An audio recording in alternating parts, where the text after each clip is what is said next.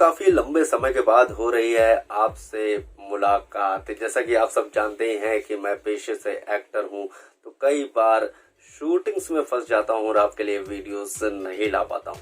लेकिन मेरी बड़ी तमन्ना रहती है कि आपसे मुलाकात करता रहूं। तो आज बहुत दिनों बाद मुलाकात हो रही है। कई सारी शूटिंग्स में मैंने भाग लिया, जैसे कि वेब सीरीज 84, सत्यमेव जयते 2 जो कि जॉन अब्राहम की फिल्म है। अभी एक मिठुन दा की फिल्म अनाड़ीज बैक में भी मैंने काम किया।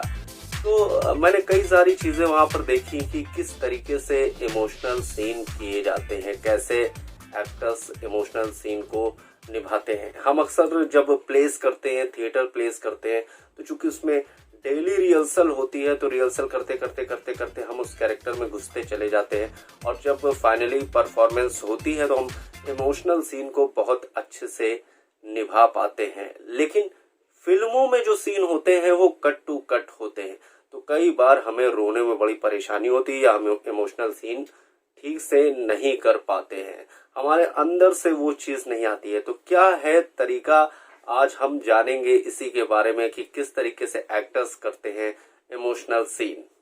क्या बिगाड़ा था मेरी बेटी ने किसी का, जो उसे इस हाल में ले आया। तो दोस्तों, सबसे पहले इमोशनल सीन करने के लिए हमें ये पता होना चाहिए कि हमारा किरदार क्या है, उसके आगे की और उसके पीछे की कहानी क्या है। ये इमोशनल सीन पिक्चराइज किया जा रहा है तो वो क्यों किया जा रहा है, उसका रीजन क्या, यानी कि हम कैरेक्टर को ठीक से समझ लें कि ये क्यों किया जा रहा है। और लाइंस को बहुत अच्छे से याद करके रखें और जो हमारा को एक्टर है उसकी लाइन पे भी ध्यान दें और क्या सिचुएशन इस पर भी ध्यान दें और उसके बाद क्या घटना घटनी इस पर भी ध्यान दें।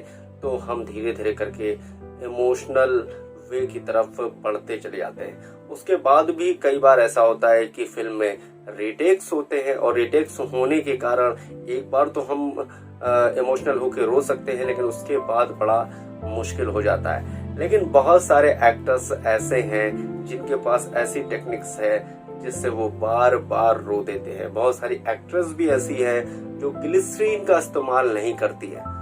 दोस्तों, आखिरी सहारा ग्लिसरीन तो होता ही, और ग्लिसरीन इस्तेमाल करने में कोई बुराई भी नहीं है, क्योंकि बार बार अगर हम सीन करते हैं तो कई बार हमारे आंसू नहीं आते हैं। तो ग्लिसरीन इस्तेमाल करने के बाद हम इमोशनल जोन में जा सकते हैं और उस तरीके से डायलॉग को बोल के परफॉर्म कर सकते हैं। लेकिन सबसे अच्छा मेथड है रोने के लिए कि हम किसी घटना को रिक्रिएट कर लें, जो हमारे जीवन में घटित हुई है उसके बारे में हम सोचें।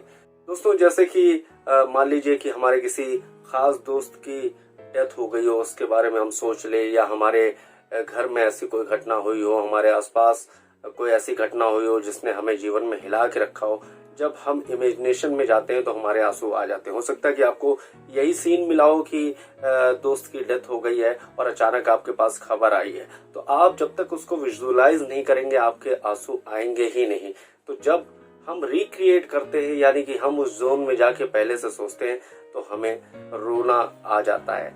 और इसी के साथ बहुत सारे एक्टर्स ऐसे भी हैं कि जो कि टेक्निक यूज करते हैं। जैसे कि हम अमिताभ बच्चन साहब की बात करें तो अमिताभ बच्चन साहब हमेशा सीन को अपने घर पर मंगवा लेते हैं या अपने ऑफिस में मंगवा लेते हैं 2 दिन पहले, और उसको बहुत अच्छे से रिहर्स करते हैं और उस मूड में जाते हैं। उनके जितने भी सीन होते हैं सब कुछ सेटल होते हैं, उन्हें पता होता है कि हमको क्या करना है, तो वो लाइन बाय लाइन उस पर रिहर्सल करते हैं। यानी कि हमें 2 लाइन्स पहले की कैसे बोलनी है, फिर उसके बाद इमोशन को कैसे बढ़ाना है, फिर उसके बाद आगे कैसे बढ़ना है, और फिर जाके वो इमोशनल हो जाते हैं।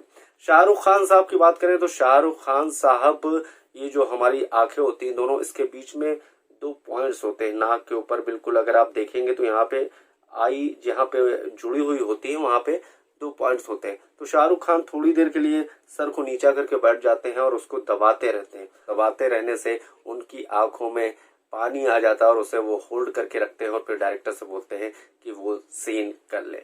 एक तरीका और होता है कि हमें अपनी ब्रीथ पे कंट्रोल करना चाहिए, यानी कि जो हम सांस ले रहे हैं, अगर हम एक टक किसी चीज को देखते रहे, जैसे मान लीजिए मैं आपको ऐसे देखता रहूं और अपनी ब्रीथ को कंट्रोल करूं, तो थोड़ी देर बाद मेरा चेहरा अपने आप इमोशनल होने लगेगा और आंखों में पानी आ जाएगा।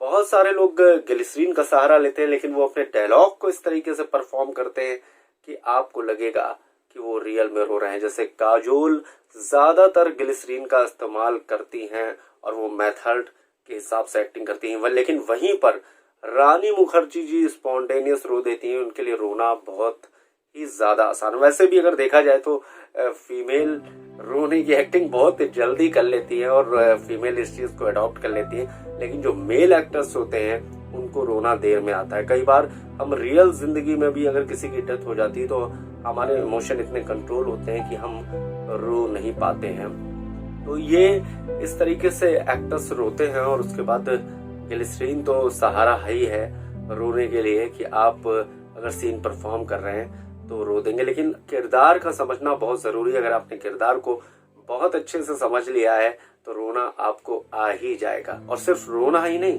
हंसना भी। रोने से ज्यादा मुश्किल होता है किसी को हंसाना या हंसना। उसके लिए भी हमको इस तरीके की प्रैक्टिसेस करनी पड़ेंगी। तो ये कुछ टिप्स हैं जिससे आप सीन को खूबसूरत बना सकते हैं और रो सकते हैं। ऐसे ही ट्यूटोरियल्स मैं आपके लिए और भी लाता रहूंगा, और भी ऐसे कई सारे टॉपिक्स हैं जिस पर मैं आपको वीडियोस देता रहता हूँ। बीच बीच में आपके लिए शॉर्ट फिल्म भी लाता हूँ, लेकिन थोड़ा सा कभी कभी लंबा गैप हो जाता है। अब कोशिश करूंगा कि आपको लगातार वीडियोस दे सकूं, कम से कम हफ्ते में एक वीडियो तो दे ही पाऊं। तो अगर आपको ये वीडियो अच्छा लगा और आपको कोई सवाल पूछना हो तो आप कमेंट बॉक्स में कमेंट करके हमसे पूछ सकते हैं किसी भी टॉपिक के बारे में, या आप हमसे बोल सकते हैं कि हमें किस टॉपिक पे और वीडियो बनाना चाहिए। फिलहाल आप मेरे चैनल कपिल क्रिएटिव अड्डा को लाइक, शेयर और सब्सक्राइब करना बिल्कुल भी मत भूलिएगा। तब तक के लिए दीजिए अपने दोस्त कपिल को इजाजत। जय हिंद।